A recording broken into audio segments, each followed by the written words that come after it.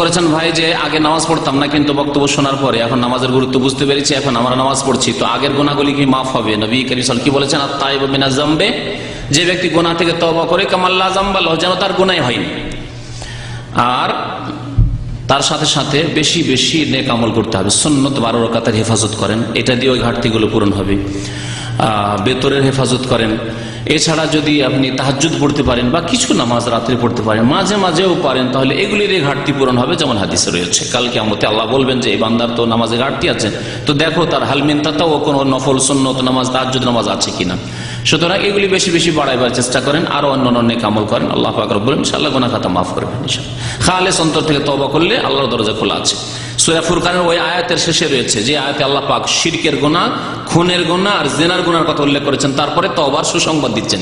ইল্লা মান তাবা ওয়া আমানা ওয়া আমিলা আমালান সালিহান ফাউলাইকা ইউবাদদিলুল্লাহু সাইয়্যাতিহিম হাসানাত ওয়া কানা আল্লাহু গফুরুর রহিম। আল্লাহ পাক তাদের গুনাহগুলিকে নেকিতে রূপান্তরিত করে দিবেন, আল্লাহ পাক বলেছেন, সুসংবাদ দিয়েছেন। সুতরাং এখনো সুসংবাদ রয়েছে, যতক্ষণ পর্যন্ত আমাদের হায়াত রয়েছে, আমাদের আত্মা শরীরে রয়েছে, এখনো সুযোগ আছে। আর এর জন্য আগামীতে আগামীতে আগামীতে ভবিষ্যতে এরকম করলে হবে না, এখনই তওবা করতে হবে। কারণ যেটুকু সময় এখন যে বর্তমান চলছে এটাই আমার হাতে আছে, 1 মিনিট পরে যে কি সময় হবে সেটা আমার আপনার হাতে নেই। একবার বলছেন যে অনেকে আছে সৌদি ইমামের পিছনে নামাজ পড়েন, তাদের একবার জিজ্ঞাসা করছেন অনেকে আছে সৌদি ইমামের পিছনে নামাজ পড়ে না, কি জন্য? যদি এই বিদাতি ধারণায় হয়, হ্যাঁ, যে এরা মুসলমান নয়, কোন মুসলিমকে কেউ যদি মনে করে মুসলমান নয়, তো নিজে মুসলমান থাকবে না।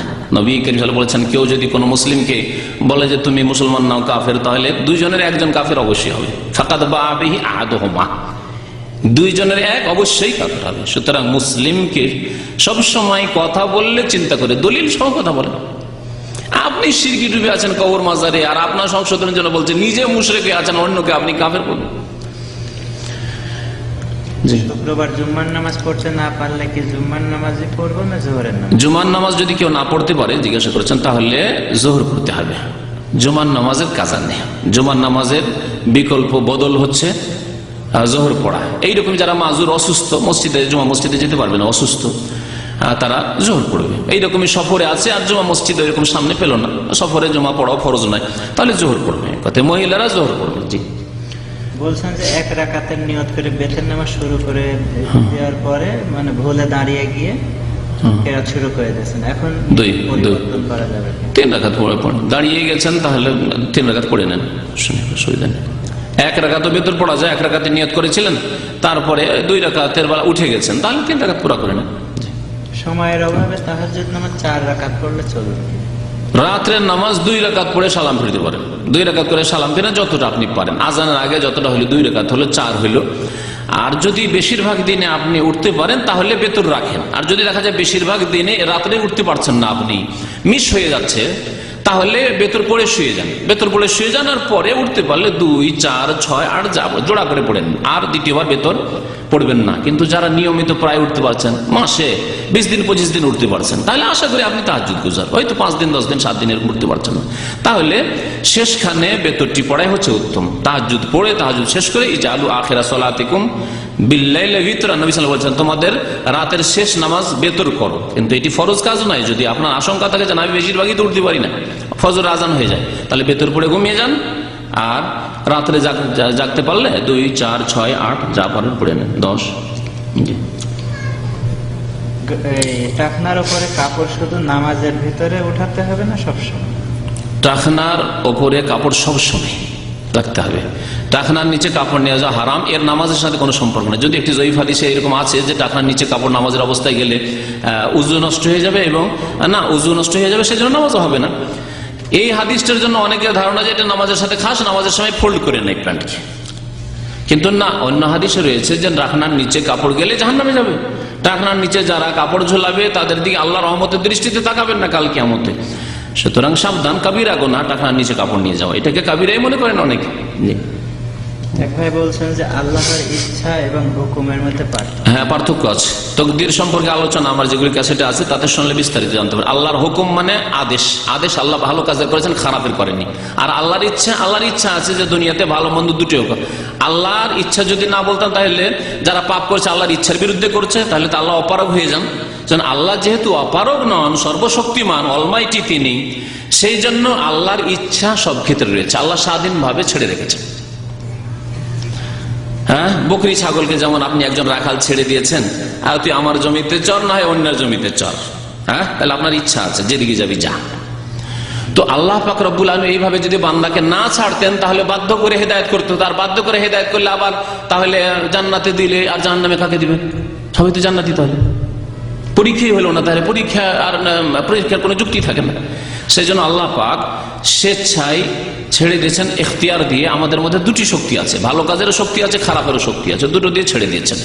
আল্লাহর ইচ্ছা আছে যে যেমন করবে করো, কিন্তু আল্লাহর হুকুম নেই। আল্লাহর হুকুম আছে আকিমুস সালাহ লা তাতরুকুস সালাহ, নামাজ ছাড়িও না, তুমি নামাজ ছাড়ছো। জি, বাংলাদেশে ঈদের নামাজ 6 তাকবীরে এবং ভিতরের নামাজ একসাথে 3 রাকাত পড়ে, এই নামাজ বলছেন যে বাংলাদেশে ঈদের নামাজ 6 তো ঈদের নামাজ সহিহ হাদিসের আলোকে পড়তে হলে 12 তকবীর, 7 আর 5 12 তকবীরে পড়তে হয়। বাকি একটা হাদিস জয়ীফ আছে জানাজার মতো করে পড়া, মানে ওই 3 যেটা 6 বলেছে তার সাথে তকবীরে তাহরিমা, মানে 4 4 8 আর কি। তো এইরকম পড়ার হাদিস আছে জয়ীফ, দুর্বল হাদিসের আমল আছে, সহিহর উপর আমল নেই। যদি আপনি ওইরকম ঈদগাহ পান তাহলে সুন্নত মোতাবেক নামাজ পড়বেন, না হলে এর উপরে আমল করলে অসুবিধা নাই। কারণ অতিরিক্ত তকবীরগুলি সুন্নত সবার নিকটে, অতিরিক্ত তকবীরগুলি সুন্নত, এই জন্য ভুলেও যদি যায় সহজ সিজদার প্রয়োজন নেই, নামাজ হয়ে যাবে, ঈদের নামাজ হয়ে যাবে। আর আরেকটি প্রশ্ন ছিল যে বেতরের নামাজ একসাথে যদি পড়তে হয়, মধ্যখানে মাগরিবের মতো আত্তাহিয়াতে বসবেন না, এটি হচ্ছে সহিহ। আত্তাহিয়াতের মতো করে বসার হাদিসটি হচ্ছে জয়ীফ। 1 রাকাত বেতর পড়েন, অথবা 3 পড়লে একটা না পড়ে যান, 1 2 পড়ে সরাসরি উঠে যান। আর মাগরিবের মতো করে বসা, যেটি হানাফি ভাইদের মধ্যে যেটি প্রসিদ্ধ রয়েছে তারা আমল করে, সেটি জয়ীফ, দুর্বল। দব মানে সান্ডা, দব খাওয়া জায়েজ আছে, নবী সাল্লাল্লাহু আলাইহি ওয়াসাল্লামের রুচি হয়নি, তিনি খাননি। আপনার যদি রুচি হয় খেতে পারেন, সাহাবায়ে কেরামরা একই দস্তরখানে নবী সাল্লাল্লাহু আলাইহি ওয়াসাল্লাম বসে খেয়েছেন। জি, আরবরা খায়, আরবদের প্রিয় খাদ্য। গোসলের পরে ওযু করতে হবে, গোসলের পরে গোসলের লজ্জাস্থানে হাত না দিয়ে থাকেন তাহলে উজু করতে হবে না, তরতিবের সাথে যদি উজু করে থাকেন। আর যদি উজু না করে থাকেন তাহলে শুধু গোসল, উজুর বিকল্প নাই, মানে উজু আবার করতে হবে। তাহলে এক ভাই প্রশ্ন করছেন যে আমি শুনেছি পেপসি অর্থ পে এভরি প্যান, এগুলো খেয়াল খুশি আল্লাহ জানে, ওরা নিয়ত করেছে কিনা এটা তাই কে জানে। হ্যাঁ, সেভ ইসরাইল, এই তো সেভ ইসরাইল, হ্যাঁ হ্যাঁ ওইটাই বলে অনেকে, যে পয়সা দিয়ে ইসরায়েলের হেফাজত করো। তো এগুলি অনেকের কল্পনা, এটা ইহুদিরা ইচ্ছা করতেও পারে, ইসলামের শত্রুরা আবার নাও করতে পারে হয়তো। অনেক সময় আজ এমডি, যে মোহাম্মদকে আমরা ইন্ডিয়া বাংলাদেশে কি করছি, আমরা এমডি লিখছি। এমডি মানে আমরা উদ্দেশ্য করছি মোহাম্মদ। আর সৌদি দূতাবাসে একজন ভিসা লাগাইতে এসছে বাংলাদেশে, ঢাকা, মানে সৌদি দূতাবাসে বলছে এমডি মিনস ম্যানেজিং ডাইরেক্টর। তো এই পেপসি যে শর্ট ফর্ম সেভ ইসরায়েলের কি না তাই কে জানে, আইসিসি মানে ইসলামিক কালচারাল সেন্টার হইতে পারে, আইসিসি মানে ওই cricket council, international cricket council, ICC বলছে ওটাকে, তাই না? জানেন, অনেকেই জানেন হয়তো। তো বলা যাবে না এগুলি কথা, তাদের অসৎ উদ্দেশ্য থাকলে থাকতে পারে। এক কথা, পেপসিতে ক্ষতি আছে, খায়েন না। অথবা এগুলি আসছে ওই সব দেশ থেকে, আপনার দেশ থেকে কি যে আসছে, পেপসিন যেটা বলা হচ্ছে শুকুরের নাভি থেকে বা কিছু থেকে, তো আল্লাহ জানে, নাড়ি থেকে। সুতরাং এগুলি খেয়ে না, আমি খাই না পেপসি। বিশেষ করে যেদিন থেকে শুনেছি যে ওই শুকুরের নাড়ি থেকে ওই পেপসিন ওটা তৈরি হয়, আর ওটা আসছে পাউডারের আকারে আসছে, সেদিন থেকে আমি খাই না। অনেক দিন থেকে জীবনে আমি পেপসি খাই না, হয়তো 10-15 বছর থেকে। এমন কোন কিতাব আছে কি যে 4 মাযহাবের ভুলগুলো একসাথে সেই কিতাবে করা আছে? এগুলোর জন্য শুক্রবারের আলোচনায় আসবেন, যে 4 মাযহাবে যেগুলো দুর্বল হাদিস আছে। অত কি সহজে আপনি সব জেনে নেবেন? ধীরে ধীরে আপনার যেগুলি ভুল আছে সংশোধন করে নিলে হল। নামাজ, বিশেষ করে নামাজের শুরু থেকে শেষ পর্যন্ত ভুলগুলি সংশোধন করলে হল।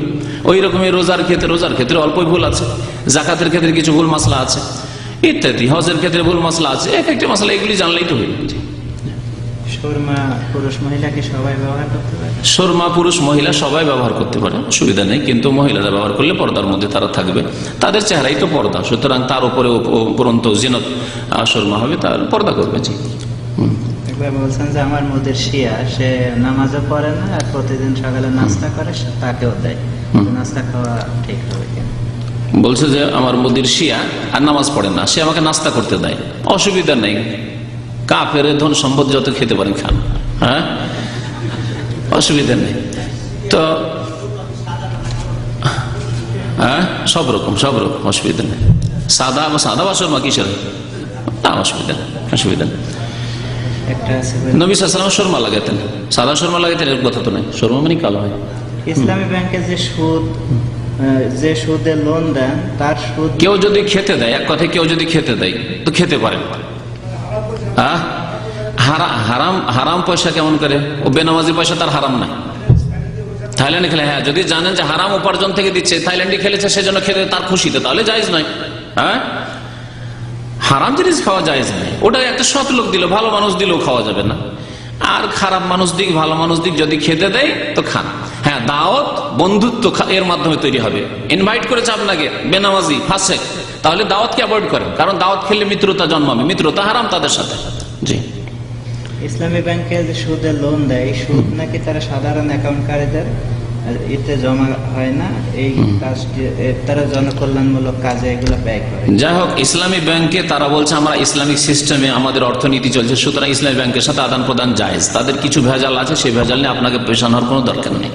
হ্যাঁ, ওরা বলছে কিছু ক্ষেত্রে আমরা পারছি না, ওরা বুঝবে সেটা। ইসলামী ব্যাংক বলছে যে আপনার মোজারাবা করে আমি লাভ বংশ দিচ্ছি, আপনার জন্য জায়েজ আছে। এবং নাই মামাতে কানা মামা ভালো। ইসলামী ব্যাংকে কানা মামায় যদি ধরেন, আর সুদী ব্যাংক হচ্ছে নাই মামা, মানে সুদী ব্যাংকের সাথে আদান প্রদান করা জায়েজই নয়।